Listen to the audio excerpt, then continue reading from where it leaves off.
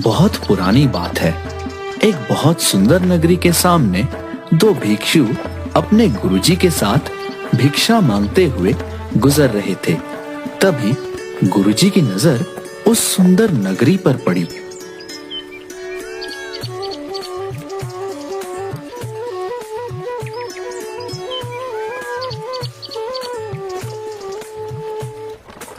वाह वाह वाह, अति सुंदर।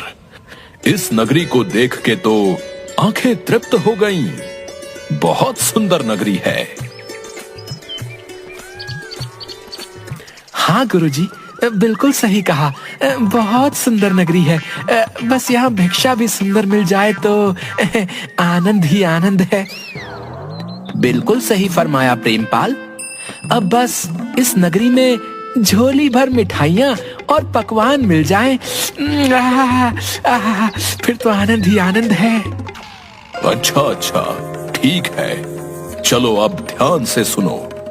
कुछ भिक्षा में मिले तो भगवान को भोग लगे। बच्चा प्रेमपाल, तुम नगरी में पूर्व दिशा की ओर जाओगे और बच्चा वीरपाल, तुम नगरी में पश्चिम दिशा की ओर जाओ और जो भिक्षा में मिले सहज स्वीकार कर सूरज ढलने से पहले यही मिलना। चलो चलो, अब भिक्षा के लिए प्रस्थान करो। जी गुरुजी महाराज।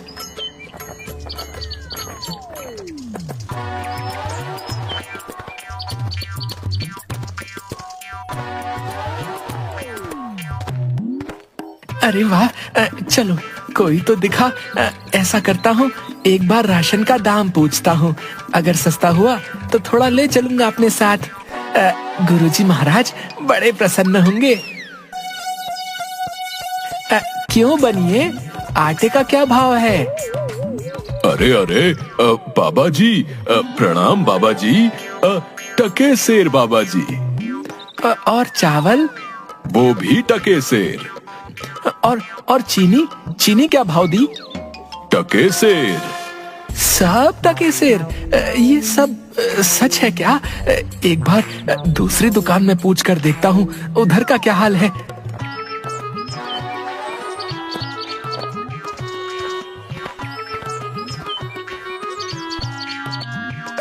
अरे बेटी, टमाटर कैसे दिए? टके सेर बाबा जी।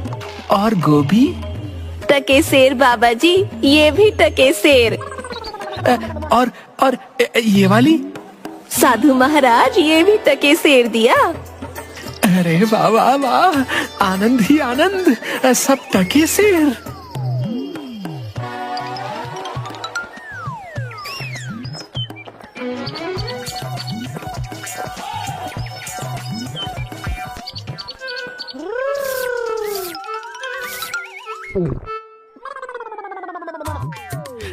ओ भाई हलवाई, मिठाई किस भाव देते हो? कौन हो? किस देश से आए हो? टके शहर की नगरी में क्या सोच के आए हो? कविता, तो हम कहाँ कम हैं, ये लीजिए। हम कहाँ से आएंगे भाई, अपना ना कोई घर ना कोई ठिकाना, जिधर शरण मिली उधर रात कटे, यही हम साधुओं का ठिकाना। अब जरा अपनी स्वादिष्ट मिठाई का मोल तो बताना।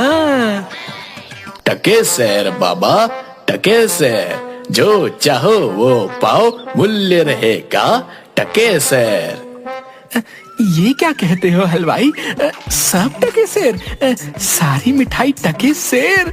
वाह भाई वाह, नाम क्या है इस टके सेर की नगरी का हलवाई? बाबा अंधेर नगरी। वाह वाह भाई, अंधेर नगरी, चौपट राजा, टके सेर भाजी, टके सेर खाजा। तो बाबा कुछ लेना हो तो बताइएगा, क्या बंधवाऊं आपके लिए?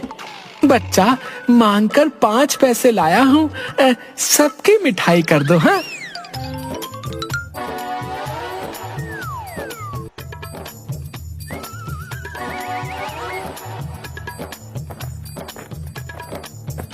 वाह वाह वाह वाह, क्या किस्मत पाई है। आज तो भिक्षा में प्रभु ने प्रसन्न कर दिया। जय हो प्रभु, जय हो।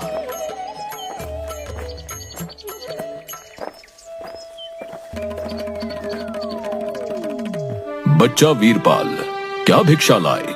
गठरी तो बहुत भारी मालूम होती है।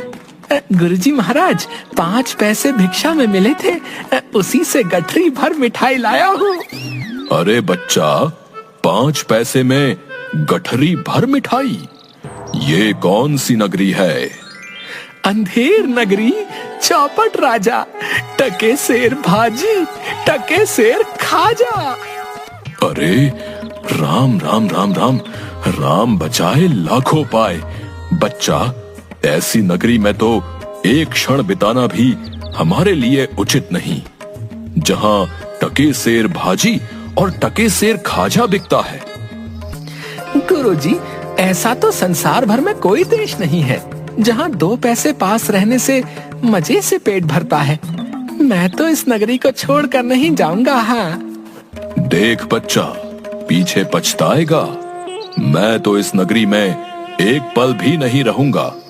देख, मेरी बात मान, पीछे पछताएगा। मैं तो जाता हूं, पर इतना कह देता हूं कि कभी संकट पड़े तो याद करना। देख वीरपाल, क्यों जिद करता है? जब गुरुजी ने कहा चल, तो चल यहाँ से। यहाँ रुकना उचित नहीं। अरे जा जा चिपकू कहीं का, चिपका रहे अपने गुरुजी से। मैं तो इस नगरी में पेट भर खाऊंगा। तू भूखा भिक्षा मांग, मैं नहीं जाने वाला।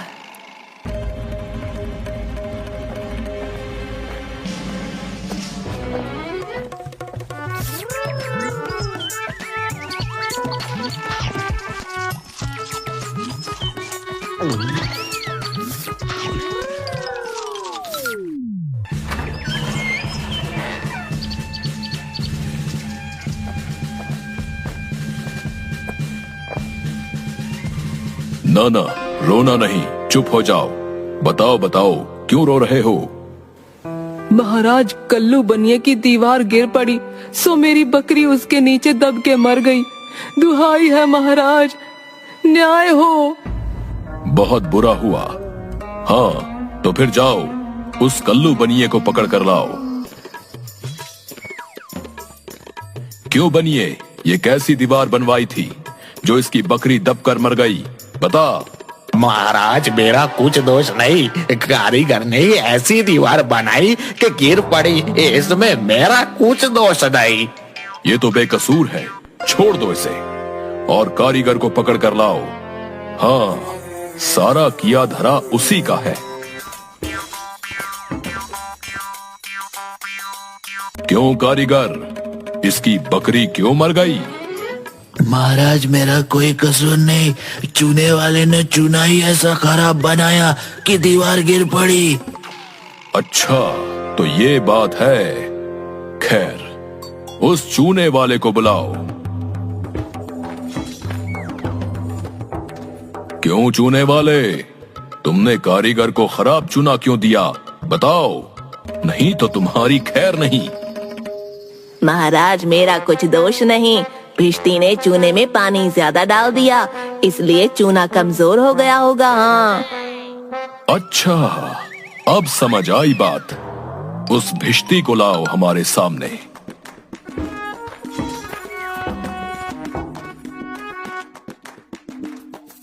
क्यों भिश्ती, इतना पानी क्यों मिलाया तुमने कि इसकी दीवार गिर पड़ी और बकरी दबकर मर गई? महाराज, गुलाम का कोई कसूर नहीं, कसाई ने मशक ही इतनी बड़ी बना दी थी कि उसमें पानी ज्यादा आ गया। अच्छा, कसाई को लेकर आओ और इस भिश्ती को निकालो यहां से। क्यों कसाई, तुमने ऐसी मशक क्यों बनाई? महाराज, गड़िया ने टके शहर में इतनी बड़ी भेड़ मुझे बेची कि मशक बड़ी बन गई। अच्छा, तो चलो, इस कसाई को निकालो यहां से और गडरिये को लाओ यहां पर। क्यों गडरिये, ऐसी बड़ी भेड़ क्यों बेची तुमने? महाराज, उधर से कोतवाल साहब की सवारी आ रही थी, इस कारण मैंने छोटी बड़ी भेड़ का ख्याल ही नहीं किया। मेरा कुछ कसूर नहीं। अच्छा, इसको अब निकालो और कोतवाल को पकड़ कर लाओ। महाराज मेरा कसूर कैसे? मैं तो शहर के इंतजाम के लिए आया था। भला अगर अपना काम नहीं करूंगा तो अपना फर्ज कैसे निभाऊंगा? ये तो बड़ा गजब हुआ। कहीं ऐसा ना हो कि ये बेवकूफ अपने चक्कर में पूरे नगर को फूंक दे। नहीं नहीं, तुमने इतनी धूम से सवारी क्यों निकाली? हाँ हाँ मंत्री जी, सही कह रहे हैं। तुमने इतनी धूम से सवारी क्यों निकाली, जिसका परिणाम ये हुआ कि बकरी मर गई।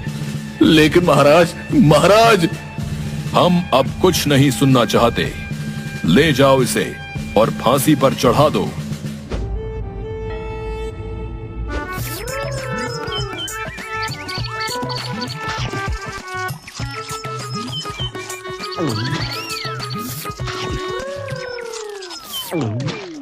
गुरुजी भी ना मुझे इस खूबसूरत नगरी से जाने को बोल रहे थे। मानता हूँ कि नगरी कुछ कारणों के लिए अच्छी नहीं, लेकिन मुझ साधु का क्या? मुझे तो खाने को चाहिए और आराम करने को। वाह वाह वाह, लड्डू तो बहुत ही स्वादिष्ट है। कुछ ही दिन हुए हैं अभी नगरी में, कहीं मैं मोटा तो नहीं हो गया? तभी राजा के कुछ सिपाही वीरपाल को घेर लेते हैं। यही मोटा सही है। चल जरा चल, मिठाई खाकर खूब मोटा हो रहा है। आज मजा मिलेगा तुझे। अरे ये आफत कहाँ से आई? अरे भाई, मैंने तुम्हारा क्या बिगाड़ा है जो मुझे पकड़ते हो? आप तो बड़े मोटे हैं, इसलिए फांसी लगेगी आपको। हाँ, मोटा होने से फांसी? अरे अरे, ये कहाँ का न्याय है? अरे साधुओं से हंसी नहीं की जाती। बच्चा जाओ जाओ यहाँ से, मैंने भोजन कर लिया है, अब साधना का वक्त है, जाओ। साधना तो हम करवाएंगे। जब सूली पर चढ़ जाओगे तब पता चलेगा कि फांसी है या हंसी है। सीधी तरह चलते हो या घसीट कर ले जाएं? बात क्या है? एक साधु आदमी को बिना किसी बात के फांसी पर चढ़ाना चाहते हो? बात ये है कि कल कोतवाल को फांसी का हुक्म हुआ था, लेकिन जब फांसी देने को उसे ले गए तो फांसी का फंदा बड़ा निकला और हमारे कोतवाल साहब तो दुबले हैं। फिर हम लोगों ने महाराज से अर्ज किया। इस पर हुक्म हुआ कि एक मोटा आदमी पकड़कर फांसी दे दो, क्योंकि बकरी मरने के अपराध में किसी ना किसी को तो सजा मिलनी जरूरी है ना, नहीं तो सच्चा न्याय हो नहीं पाएगा। हे प्रभु, इस पापी पेट के चक्कर में मैंने गुरुजी की बात न मानी।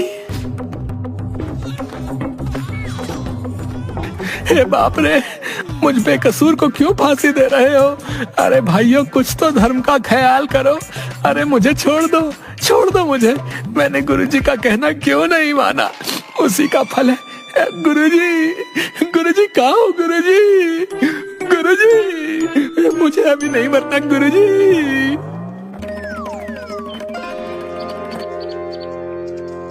अरे बच्चा वीरपाल, तेरी ये क्या दशा है? गुरुजी, दीवार के नीचे बकरी दब गई, जिसके लिए मुझे फांसी दी जा रही है। गुरुजी, बचाइए मुझे गुरुजी। अरे बच्चा, अरे मैंने तो तुझसे पहले ही कहा था, ऐसे नगर में रहना ठीक नहीं, लेकिन तूने मेरी बात नहीं मानी। मैंने आपका कहा नहीं माना, उसी का फल मिल रहा है मुझे। बचाइए गुरुजी, बचाइए। देख बच्चा, डर मत। सुनो सब, मुझे अपने शिष्य को अंतिम उपदेश देना है। तुम लोग जरा किनारे हो जाओ। इसके बाद तुम जो कर रहे थे वो कर लेना। अब हटो पीछे। महाराज, हम पीछे हट जाते हैं, आप बेशक उपदेश दे सकते हैं।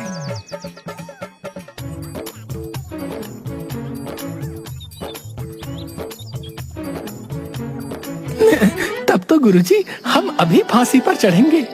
अरे नहीं बच्चा, हमने इतना समझाया नहीं मानता। हम बूढ़े हुए, हमको चढ़ने दो फांसी पर। भला तुम्हारा पूरा जीवन शेष है, मजे से गुजारो।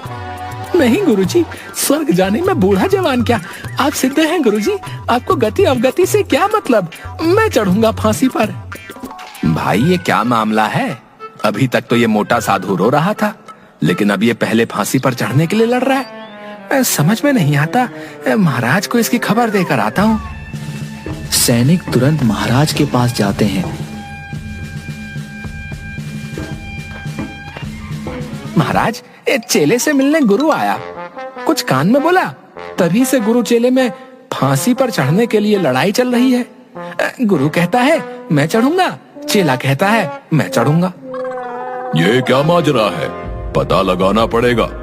चलो गुरुजी महाराज के पास ले चलो हमें, हम उनसे पूछेंगे कि आखिर माजरा क्या है।